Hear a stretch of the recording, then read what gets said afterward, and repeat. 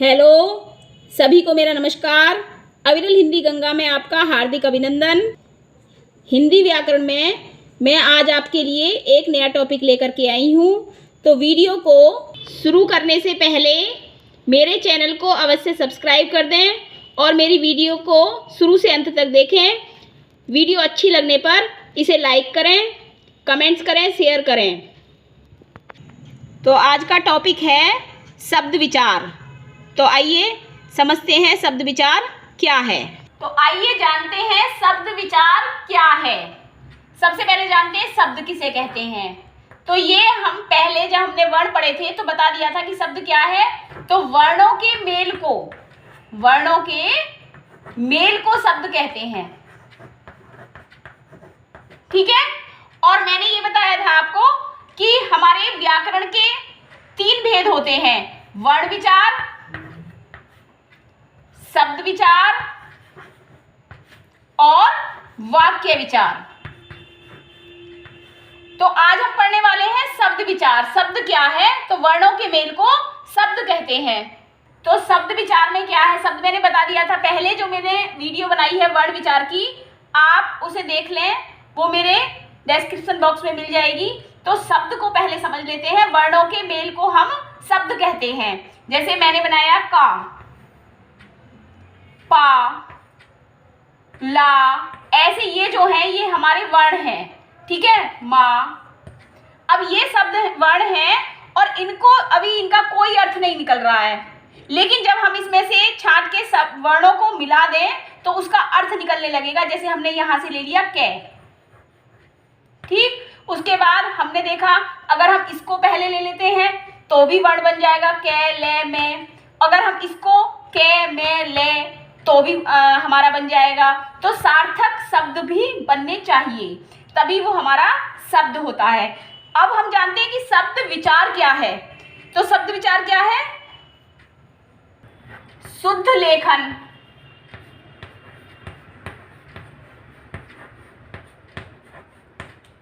शुद्ध उच्चारण,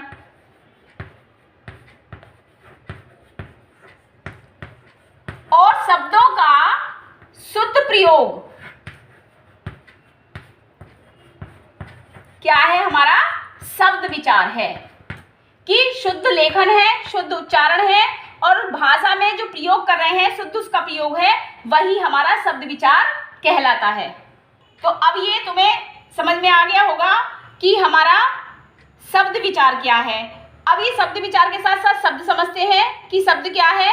तो वाक्य में प्रयोग होने वाला जो पद है वो हमारा शब्द कहलाता है। लेकिन एक चीज और समझेंगे कि जब हमने उसमें सीखा था कि शब्द होता है एक हमारा, जैसे शब्द है, और एक है हमारा पद, ठीक है। क्योंकि व्याकरण के 3 ही भेद हैं, क्या है? वर्ण विचार, शब्द विचार और वाक्य विचार। लेकिन कहीं कहीं जब हम देखते हैं कि पद क्या है तो पद को पहले समझना आवश्यक है, क्योंकि जब हम एक वाक्य लिखते हैं और वाक्य में जो हमारा शब्द प्रयोग होता है वही हमारा पद बन जाता है। जैसे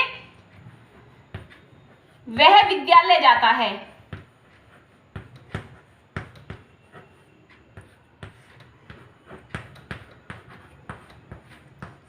अब इसमें अगर हम इस विद्यालय को इस वाक्य के अंदर देखेंगे तो ये क्या है? हमारा पद।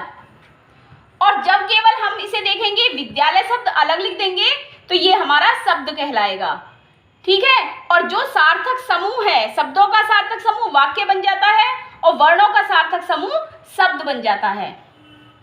अब शब्द की आवश्यकता हमें क्यों पड़ी है?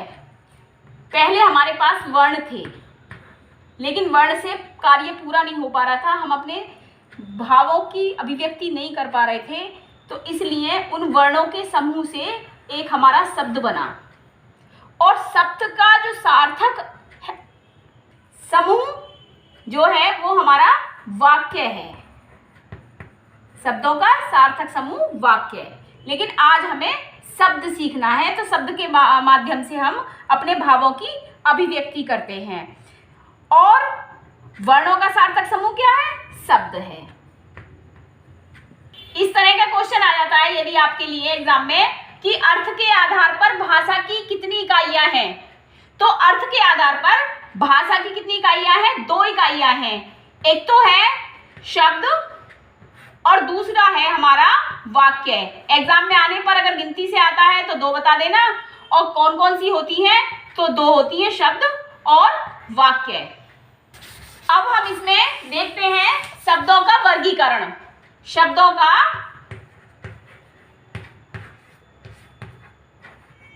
वर्गीकरण कि जो हम शब्द प्रयोग करते हैं उनको किन किस आधार पर बांटा गया है, ये देखते हैं शब्दों का वर्गीकरण।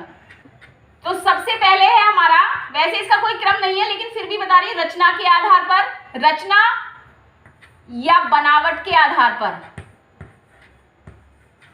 रचना या बनावट के आधार पर।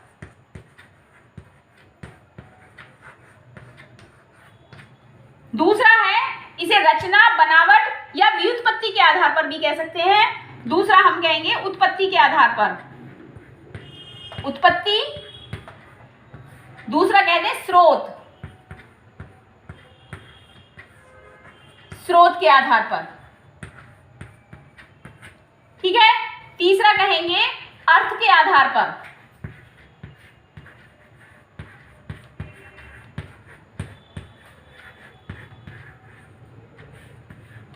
और चौथा कहेंगे रूप परिवर्तन के आधार पर।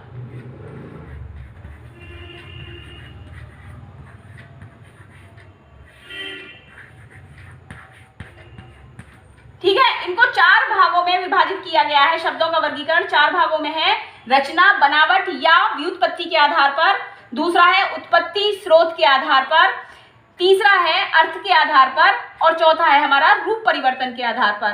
तो हम देखते हैं कि इसके अंदर क्या है कि रचना बनावट के आधार पर भी इसको कितने भागों में बांटा गया है, ये देखते हैं। बनावट और व्युत्पत्ति या तो रचना के आधार पर आ जाएगा, और ये जो मैं आपको टॉपिक बताने वाली हूँ इसमें से एग्जाम में अवश्य आएगा, और 1 से 2 और 3 क्वेश्चन अवश्य इसमें देखने को मिलेंगे शब्द विचार से। और शब्द विचार में भी जो मैं बता रही हूँ रचना के आधार पर या हमारा आएगा अर्थ के आधार पर, कोई ना कोई इसमें से 2-3 क्वेश्चन अवश्य बनेंगे। तो इस वीडियो को प्लीज ध्यान से देखें। तो इसमें है हमारे रूढ़ शब्द और दूसरे हैं हमारे यौगिक शब्द, एक है हमारे योग रूढ़ शब्द। अब ये हम जानते हैं कि रूढ़ शब्द कौन से हैं, यौगिक शब्द कौन से हैं और योग रूढ़ शब्द कौन से हैं। तो रूढ़ शब्द जो है वो हमारे सीधे ऐसे कहें कि रूढ़ शब्द से, ऐसे रूढ़ी शब्द जो होता है ना वही रूढ़ शब्द है कि जो समय से चले आ रहे हैं, यहाँ कहें कि परंपरा से चले आ रहे हैं और वही शब्द आज हम भी बोल रहे हैं, तो वो हमारे रूढ़ शब्द होंगे। जैसे हमसे किसी ने कोई भी एक शब्द कहा कमल, अब पुराने समय से परंपरा से कमल शब्द है और ये हम बोलते हुए आ रहे हैं। अब जब यदि हम इसके अलग अलग टुकड़े कर देते हैं, जैसे के अलग कर दिया, मैं अलग कर दिया और ले अलग कर दिया, जब हम इसके अलग अलग टुकड़े कर देते हैं तो इसका कोई भी सार्थक अर्थ नहीं निकलता है। तो या तो कहेंगे कि टुकड़े करने पर कोई अर्थ ना निकले, या ये कहेंगे कि परंपरा से चले आ रहे हैं। तो आप लोगों को जो एग्जाम में आएगा वो केवल शब्द आएगा, ठीक है। आपको कैसे पता चलेगा कि ये रूढ़ शब्द है, यौगिक शब्द है या योग रूढ़ शब्द है। तो आप बस इसमें इतना देखना है कि जब हम इसके टुकड़े कर देते हैं तो इसका कोई भी सार्थक अर्थ नहीं निकल रहा है, और उसी से ही हम उस पर टिक लगाएंगे कि ये रूढ़ शब्द है।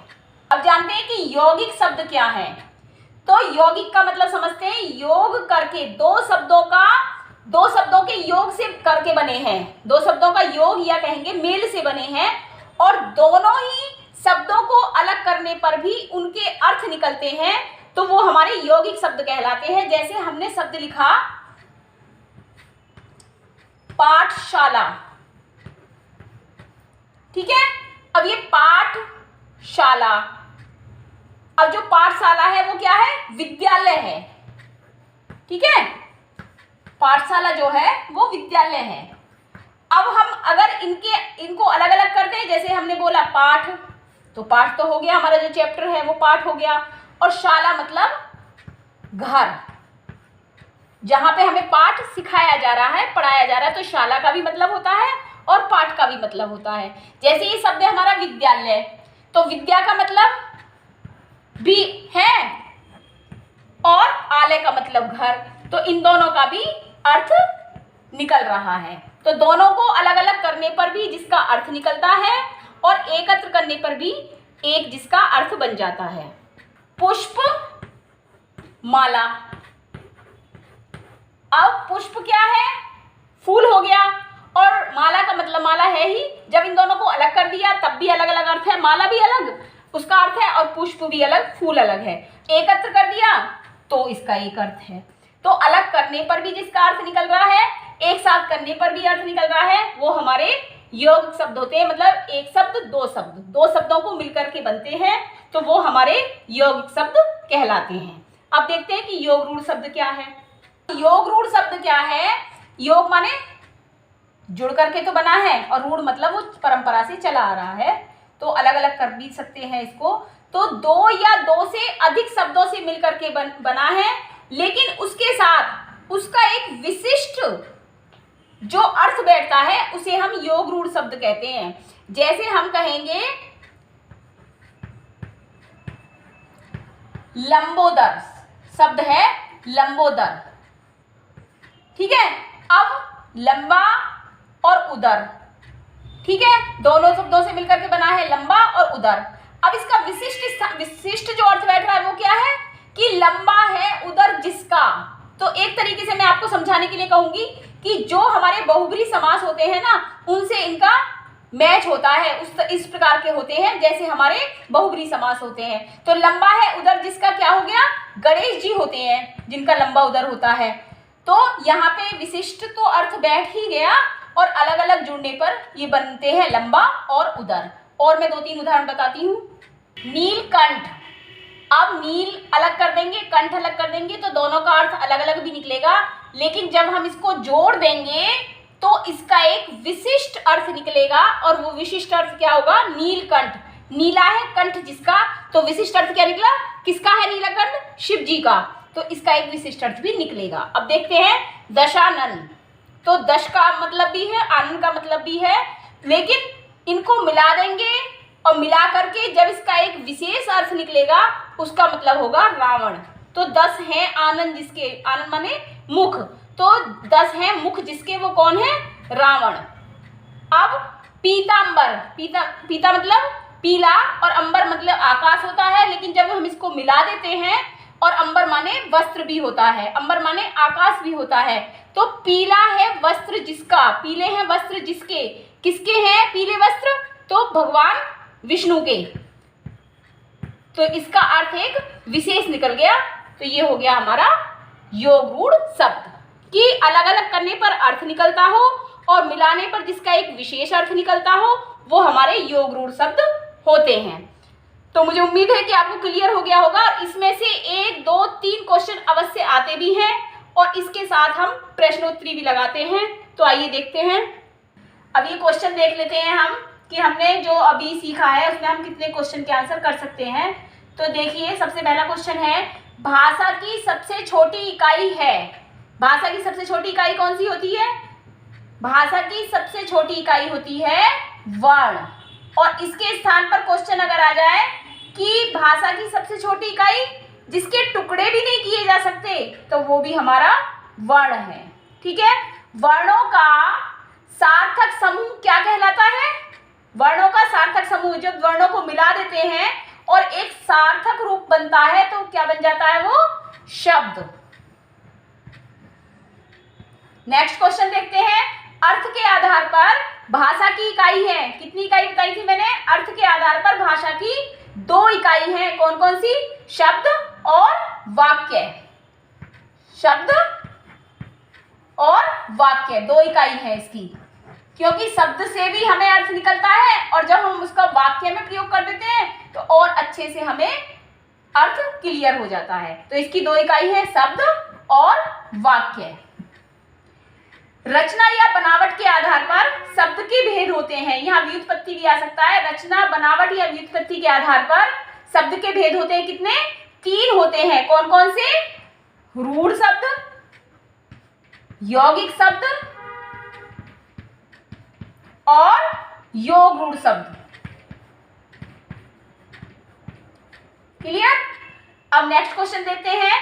दो शब्दों के मेल से एक विशेष अर्थ बनता है, तो वो कौन से होते हैं? रूढ़ होते हैं, यौगिक होते हैं या योग रूढ़ होते हैं? तो मैंने बताया था कि योग रूढ़ में दो शब्दों के मेल से जो शब्द बनते हैं उनको अलग कर देंगे, अर्थ तब भी निकलेगा, और जब उनको मिला देंगे तो एक विशेष अर्थ निकलता है, तो वो हमारे कहलाते हैं योग रूढ़ शब्द। जैसे मैंने बताया था अभी कि दशानन, या बताया था इसमें मैंने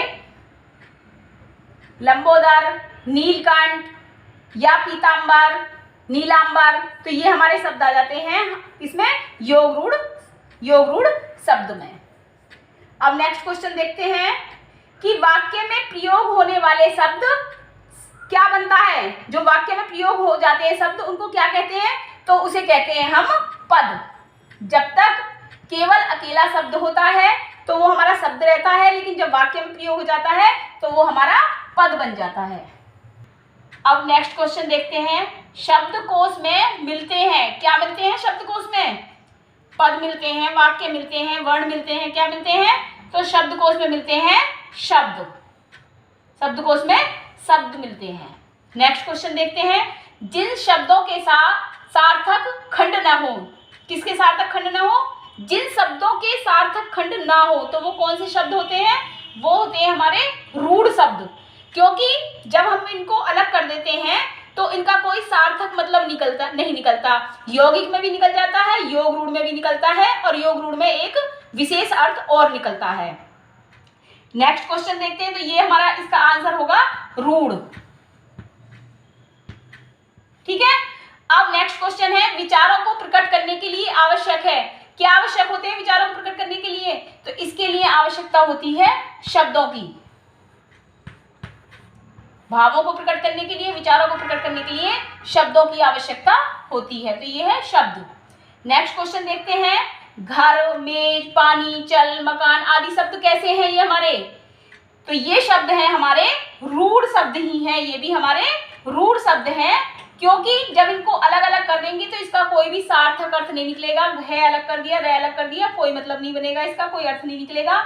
में अलग कर दिया, जे अलग कर दिया, कोई सार्थक खंड नहीं हो पाएगा इसका। तो ये चे, ले अलग अलग कर देंगे, कोई अर्थ नहीं निकलेगा। मिला देंगे तो इसका एक अर्थ होगा।